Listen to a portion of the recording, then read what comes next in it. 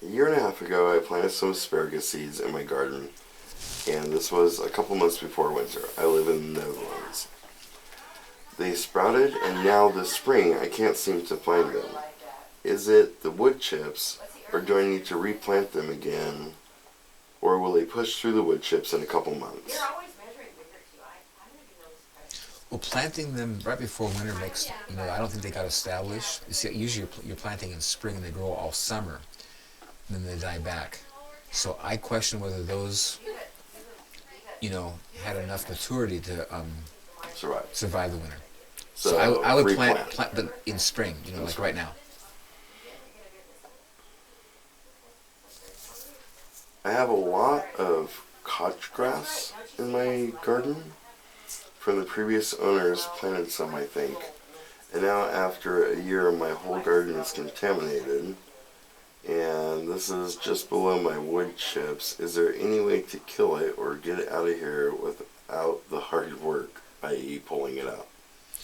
If you kill it, you're going to use a chemical which is going to, impact your soil. My sense is don't take the whole thing out at once. Do a small section, get it pulled out, and then just keep, a little bit at a time. Eventually you'll get it all, but just don't be overwhelmed with the whole thing at once because that's too much. But ideally, you're going to have to get it out because if you kill it with an herbicide, that's going to be in the soil, for your other plants. How long will it take for a new garden with wood chips before all vegetables that normally taste bitter to become sweet? It's progressive over time. Every year my plants get sweeter and sweeter and sweeter. It's awesome because you see more is going in the plants they get, so it's progression. It's just, upgrade all the time. So, never no pesticides. You're not using pesticides at all? In nature, no one's using pesticides. Right. Again, if you look at nature and let that be your rule, all these things we're taught are stupid. Make no sense and they're expensive and you got to buy them. And they make us slaves, dependent. Nature needs no help. I keep coming back to that. I love it. And so it's just connecting and copying nature. You get the same results. No help. Doesn't cost anything. It's all free. Yep. Fun. Okay, so basically, what did I say? They're in the Netherlands. Mm-hmm. Winter's coming. Winter's coming with all of your pruning and gardening knowledge, all of the stuff that's currently there and dying off. Should they chop and drop it or just let it die on its own? Well, depending on how much order you want, if you're comfortable with all that stuff laying there, it's okay. It's not going to hurt anything. But if you want order, a clean space to plant this spring, you should probably, remove it and put it someplace where it can break down. I use my chickens because they process it all and turn it back to really nice material. So again, just however you want to live, there's all kinds of options. Will asparagus be okay in areas with a 4-foot water table? Also, is there a depth that you can spread wood chips to avoid having to put down paper first to smother the grass/alfalfa? Yeah, I think asparagus, I planted it here with total blue clay, hard clay, and it's thriving. So I don't think the wood chips on top is not an issue. Yes, after 8 inches or more, nothing will come through. So if you don't want to use paper, 8 inches of wood chips, you'll kill all the weeds. Nothing will come through 8 inches or more. I had quackgrass when we were talking that nasty quackgrass. My whole place is a swim. I planted fruit trees. I put the wood chips a foot deep. We're talking like a foot deep, and I was totally blown away. No quackgrass came through. Totally killed it all. It blew me away. It was awesome. A foot deep though. We're talking a foot. Sucked out. There's no air, no light, man. It's just they died. How often are you actually getting wood chips from places and?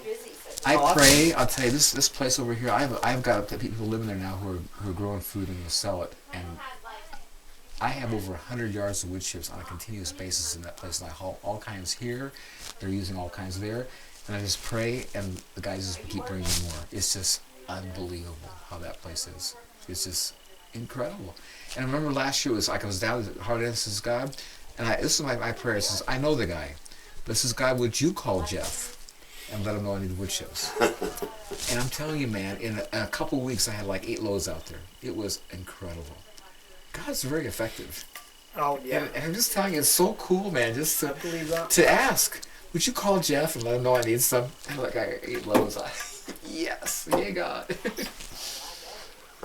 Back to the asparagus thing real quick, so I know you gotta go. So he's saying that 4 feet down is the water, like aquifer kind of thing, right?